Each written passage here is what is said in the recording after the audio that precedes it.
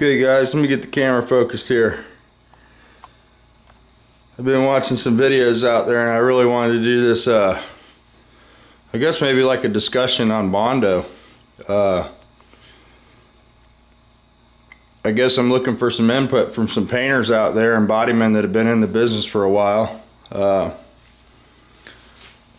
lot of you guys are using the cheapest Bondo you can buy. The particular brand I keep seeing show up on the internet is right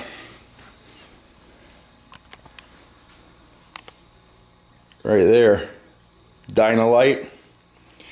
I got my manuals out here. Being a paint rep, I get a little access to information, P pages, what different products are made for and what they're not made for. The Dynalite and the Ultra Dynalite are not made for base coat, clear coat paint.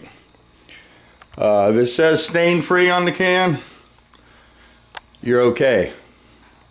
If we go into a shop and sell paint and they can't afford good Bondo, we buy their Bondo for them because it's cheaper to buy Bondo than it is to respray an entire car. I'm sure a lot of you painters out there's a lot of experience on YouTube. You've painted cars with base coat, clear coat, and you've had the yellow rings come everywhere you've done body work. That's non-stain free Bondo. You want to use at least a Z-grip. If it says metalwork on it, then it's up to the OEM standards. It has corrosion protection, it adheres to the steel better. It'll stick to a lot wider range of substrates besides steel. I like the Rage Gold. You don't have to add as much polyester or the glazing putty into it like you guys are doing to get it to spread out. Bondo is a lot like racing fuel. The cheaper the Bondo, usually the faster it kicks off and it flashes fast. The more they refine it, the slower it is. The more you can get it spread out, the less pinholes you get. But I just wanted to bring this up. I see a lot of you guys using the wrong Bondo, and you're not going to find out what happens until after you paint the car. And man, a lot of you guys are putting a lot of work into your cars. And this is basically like building a house on sand, guys. Do a little research on the Bondo. And I'd really like to hear some input from some of the other guys that have been, you know, making videos longer than me. I don't want to be the new guy that's telling everybody what to do, but you know, the more I watch you guys work on your cars and the more time you put into them, it becomes like a personal thing. You know, I don't want to see you use the wrong product. I'm not trying to sell you anything, but whoever's selling you the Bondo has this book, and it has everything in it. I mean, they have 1, 2, 3, 4 Bondos they sell that are base coat, clear coat safe. They have 2 that aren't.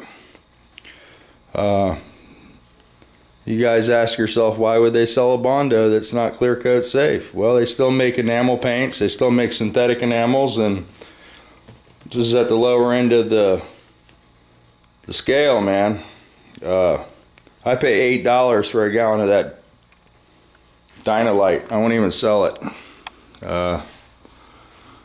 So it's just a little tip.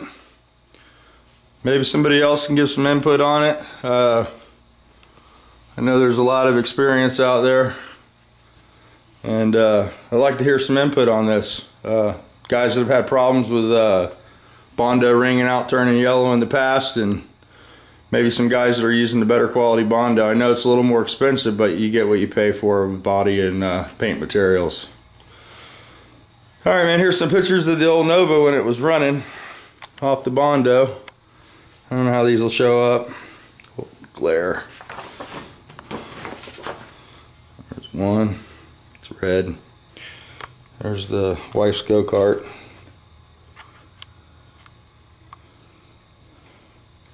That's the Fire Beetle. And there's another of the Nova. There's the Volkswagen from the shop that I used to work at. A lot of guys wonder why I like Volkswagens. When I was 17 years old, I guess I was in high school, and I took auto body for 3 years, and I went to a Votech school for a year. I had a girlfriend that had a Carmen Ghia, and man, that thing was the slowest car I ever drove. And this guy used to work on her car, and we were sitting in there paying the bill one day, and he had 4 world records on the wall. And I was always a horsepower freak, and he gave me a ride in one of his cars, and I was hooked. I ended up working for the guy for 15 years. And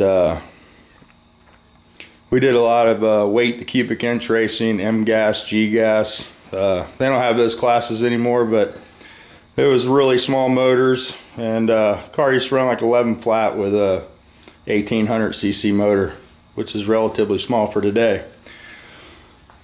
But that's about it. I'm going to cut this one short so it doesn't take forever to download. Again, on the Bondo, you guys, man, give your input, give your experiences you've had with Bondo ringing out and turning yellow through the clear coats. I see it all the time. Unfortunately, you know, there's only one way to fix it. It doesn't matter what primer you use. If you use epoxy primer, 2K primer, it will not hold down the Bondo if it's not stain free. Alright, that's all for this video. Guys, tell me what you think.